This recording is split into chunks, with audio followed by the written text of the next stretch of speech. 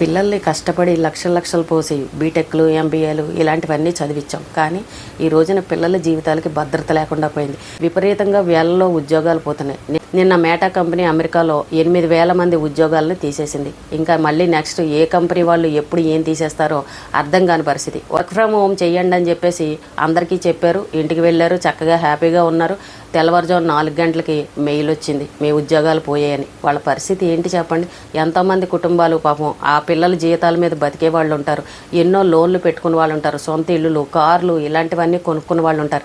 సడన్గా ఉద్యోగం పోతే వాళ్ళ పరిస్థితి ఏంటి? ఇప్పుడున్న పరిస్థితుల్లో ఏ కంపెనీలోనూ కొత్త ఉద్యోగాలు రావట్లేవు.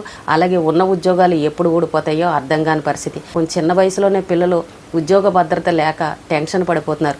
ఈ ఉద్యోగ టెన్షన్ తోటి బాబోయ్ ఇప్పుడు మాకు పెళ్ళొద్దు, ఇప్పుడు మా ఉద్యోగాలే మాకు సరిగ్గా లేవు, ఇప్పుడు పెళ్లి చేసుకున్నా సరే వాళ్ళని ఎలా పోషించాలి, పెళ్ళైన తర్వాత ఉద్యోగం పోతే మా పరిస్థితి ఏంటని ఈ టెన్షన్లోకి వెళ్ళిపోతున్నారు పిల్లలు.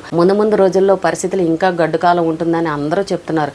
ఎవరికి వాళ్ళే మనసులో భయపడుతున్నారు తప్ప బయటకు మాత్రం ఎవరూ చెప్పలేకపోతున్నారు. ఏంటంటే ఉద్యోగాన్ని మాత్రం నమ్ముకోకూడదు. ఏదైనా చిన్నది ఏదో ఒకటి బిజినెస్ చేసుకోవడము, ఇంకొకటో ఏదో ఒకటి స్కిల్స్ నేర్చుకుని మనం దాని మీద దృష్టి పెట్టి రెండో సంపాదన అనేది ఖచ్చితంగా చూసుకోవాలి. ఇప్పుడు పిల్లలు అందరిలో కూడా ఆలోచన మొదలైంది.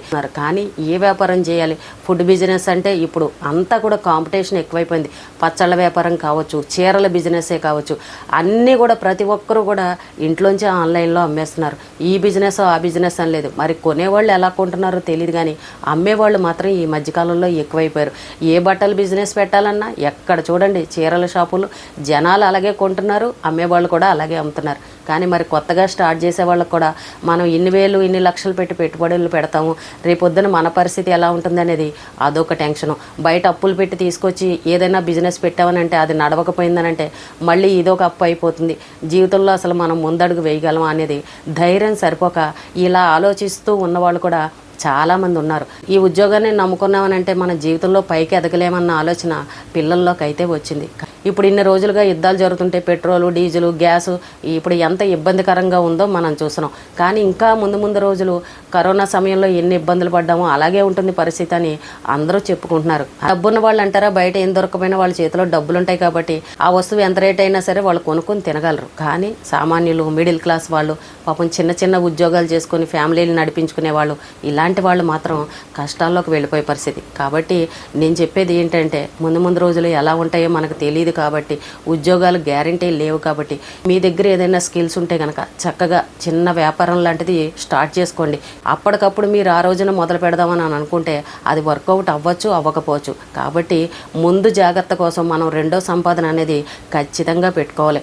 మీ తెలివితేటలు ఉపయోగించి మీరు ఏది చేయగలరో, మీకు ఎందులో నైపుణ్యం ఉందో అలాంటివన్నీ ఆలోచించుకొని చక్కగా చిన్నగా ఫస్ట్ తక్కువ పెట్టుబడితోటి ఏదైనా చిన్న వ్యాపారం స్టార్ట్ చేయండి. ఒక పక్కన వ్యాపారం నడిపించుకుంటూ ఒక పక్కన ఉద్యోగం చేసుకుంటూ కొన్నాళ్ళ పాటు అలా నడిచిందనుకోండి, ఎప్పుడైనా సడన్గా ఉద్యోగం పోయిందనంటే మనం ఈ వ్యాపారం మీద ఆధారపడవచ్చు. ఒక ధైర్యం అనేది ఉంటుంది. ఉద్యోగం పోయినా సరే మనకి ఈ బిజినెస్ ఉంది కదా, ఇందులో నడిపించుకుందాంలే అని. ఒకవేళ మీకు పెళ్ళై ఫ్యామిలీ ఉండి భార్య కనుక ఉంది, మీకు మీ భార్య సపోర్ట్ కూడా ఉంది అని అంటే చక్కగా భార్యాభర్తలు ఇద్దరు కూడా బిజినెస్ చేసుకోవచ్చు. కాబట్టి ఇప్పుడు మనం ఆలోచించాల్సిన విషయం ఏంటంటే ఒక్కదాన్నే నమ్ముకోకండి. చాలా ఎక్స్పీరియన్స్ ఉన్న వాళ్ళు కూడా ఈ రోజున సడన్గా ఉద్యోగం పోయేసరికి తలలు పట్టుకుంటున్నారు. ఏం చేయాలో అర్థం కావట్లేదు. ఎంత చెట్టుకు అంతగాలే అని ఒక సామెత అంటూ ఉంటాను చూసారా. ఇప్పుడు ఈ 30,000 40,000 జీతాలు వచ్చే వాళ్ళకి ఆ ఉద్యోగం పోయినా అది మనకు కష్టమే. ₹1,00,000 ₹2,00,000 వచ్చే వాళ్ళకి ఆ ఉద్యోగం పోయినా అది వాళ్ళకి కష్టమే. వాళ్ళకుండే బాధలు వాళ్ళకుంటే, మనకుండే బాధలు మనకుంటాయి. కాబట్టి వాళ్ళకి ఇన్ని రోజులు అంత సంపాదించారు కదా, వాళ్ళకేం లోటు ఉందిలే, వాళ్ళకి బాగా డబ్బున్న వాళ్ళు బోళ్ళు సంపాదించి దాచుకున్నారు కదా అని మనం అనుకుంటాం. కానీ వాళ్ళకుండే బాధలు, వాళ్ళకుండే సమస్యలు, వాళ్ళకుండే అప్పులు, లోన్లు ఇలాంటివన్నీ వాళ్ళకు కూడా ఉంటాయి. ఇప్పుడు అంతా ఆన్లైన్లో సోషల్ మీడియా అంతా వచ్చింది కాబట్టి చక్కగా సోషల్ మీడియాలో కూడా మన వ్యాపారాన్ని కొనసాగించుకోవచ్చు.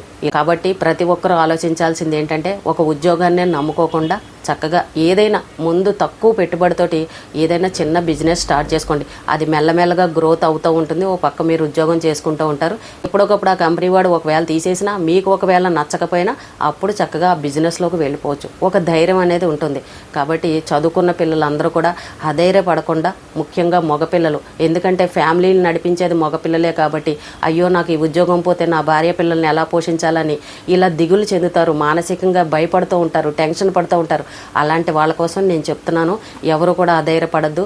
మనకి ఒకే ఇన్కమ్ మీద ఆధారపడకుండా రెండో ఇన్కమ్ కూడా చూసుకున్నారని అంటే లైఫ్లో టెన్షన్ పడకుండా మనకు ఒక ధైర్యం అనేది ఉంటుంది.